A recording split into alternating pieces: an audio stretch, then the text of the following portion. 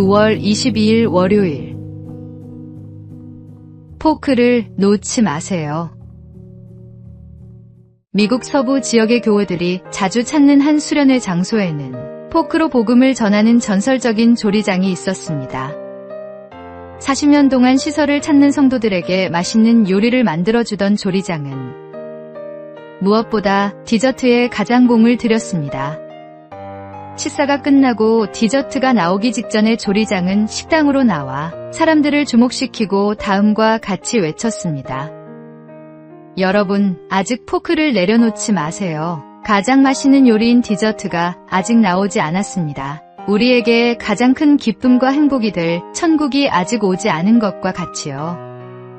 세상을 살아가며 크고 작은 고난이 있을지라도 결국 마지막은 행복이 가득한 천국이 우리의 본향이라는 사실을 조리장은 요리를 통해 사람들에게 전하고 싶었습니다. 이 조리장의 이름은 전해지지 않지만 40년 동안 포크를 놓지 말라며 복음을 전한 조리장의 이야기만큼은 지금도 전설처럼 전해지고 있습니다. 조리장의 유언은 손에 포크를 쥔 채로 관에 넣어달라는 것이었습니다. 조리장이 준비한 디저트처럼 자신의 삶도 마침내 기쁨이 가득한 본향으로 떠난 것이라는 사실을 마지막까지 전하고 싶었기 때문입니다. 오늘의 말씀.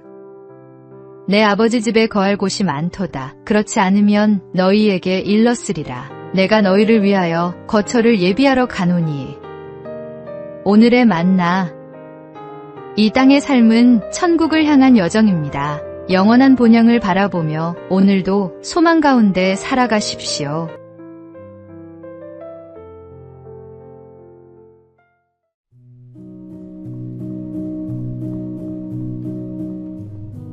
(9월 23일) 화요일.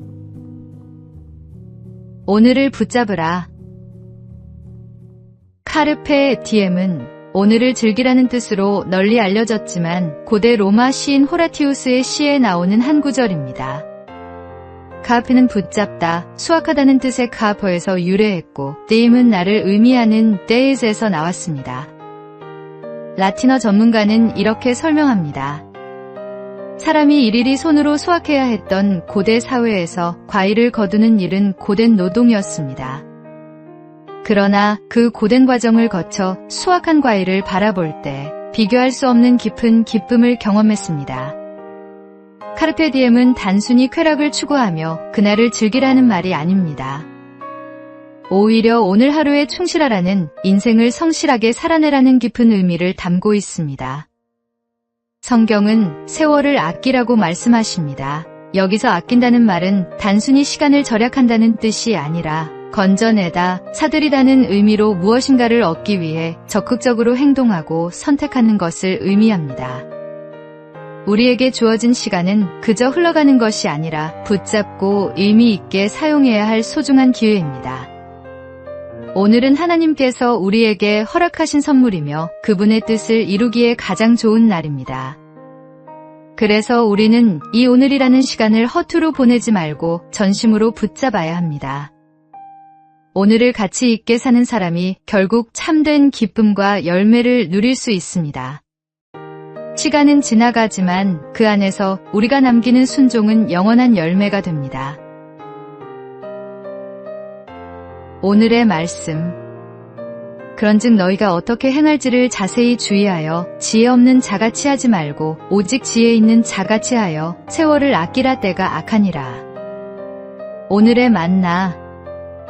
매일 아침 우리에게 주어지는 24시간은 하나님의 귀한 선물입니다. 이 시간을 어떻게 사용하느냐가 우리 인생의 가치를 결정합니다.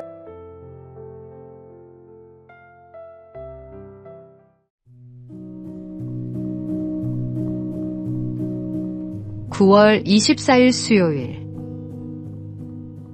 은혜에 익숙해지지 않도록. 미우라 아야코가 쓴 소설 빙점은 지금까지 출판된 일본 소설 중에서 가장 많은 언어로 번역된 책이라고 합니다. 아야코는 폐결핵과 척추질환으로 13년 동안이나 병원에서 요양을 했습니다. 삶에 대한 미련도 꿈도 모두 잃어버린 아야코는 신실한 크리스천인 마에카와쇼의 헌신으로 주님을 만났고 그와의 결혼으로 인생의 희망을 찾을 수 있었습니다. 병약한 아야코의 모든 수발을 들고 소설가라는 꿈을 응원해준 남편의 헌신은 진정한 사랑이 아니고서는 감당할 수 없는 수고였습니다. 그러나 그런 남편의 사랑도 해가 지날수록 당연한 것으로 느껴졌고 때로는 실증이 났습니다. 남편의 사랑을 당연시 여기는 자신의 모습을 깨달은 아야코는 바로 회개했고 훗날 수필에 당시의 심정에 대해 다음과 같이 적었습니다. 병약한 나와 결혼해준 남편이 처음엔 무척이나 고마웠다. 그러나 결혼 생활에 익숙해지자 고마움은 사라지고 오히려 화를 내고 짜증을 내는 나의 모습이 드러났다. 익숙해진다는 것은 참으로 무서운 것이다.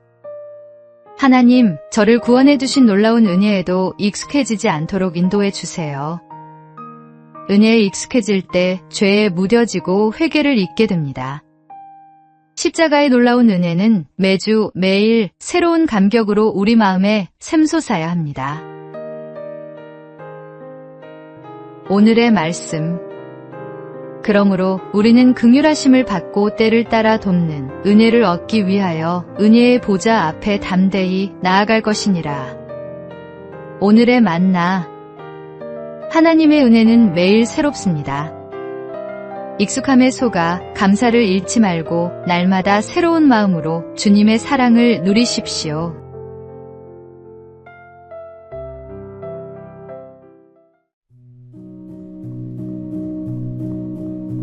(9월 25일) 목요일. 혀의 두 얼굴.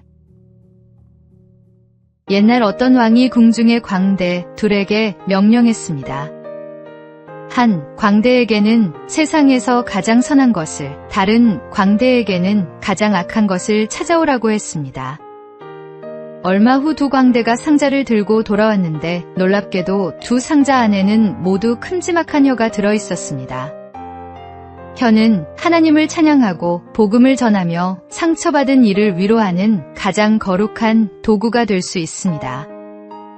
동시에 남을 비방하고 거짓말로 중상모략하며 저주하는 가장 파괴적인 무기가 되기도 합니다.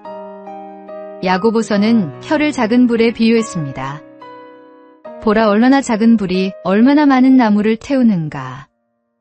작은 말 한마디가 관계를 파괴하고 공동체를 무너뜨리며 사람의 마음에 씻을 수 없는 상처를 남길 수 있습니다.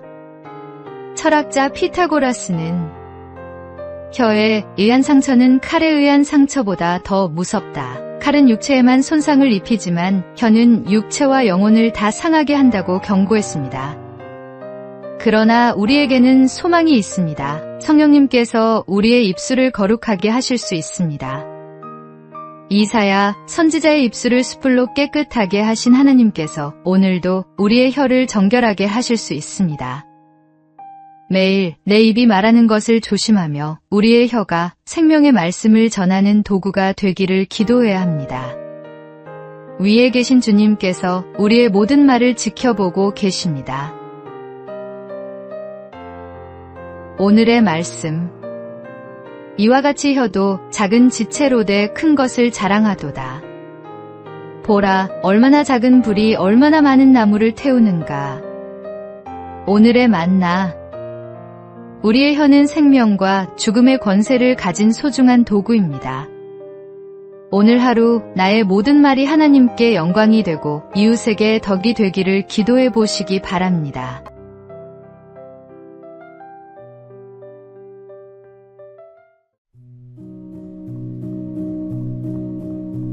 (9월 26일) 금요일. 은혜의 물살을 따라. 필리핀 마닐라에는 팍상한 폭포라는 유명한 관광지가 있습니다.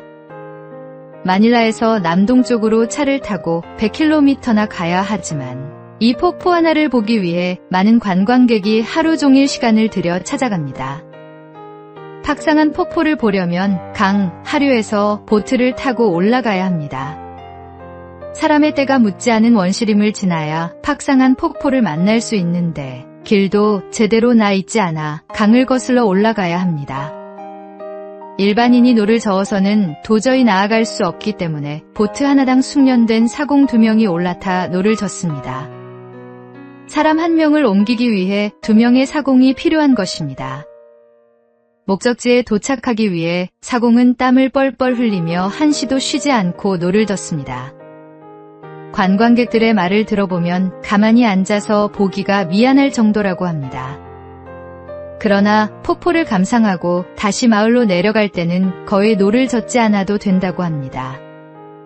물살을 그대로 따라 내려가기 때문에 노를 젓지 않아도 올라갈 때 걸리는 시간보다 훨씬 더 빨리 도착하기 때문입니다.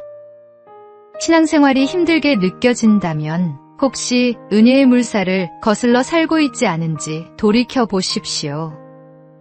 최고의 선장이신 주님께 우리 인생의 방향을 맡기고 은혜의 물살을 거스르지 말고 가만히 따라가십시오.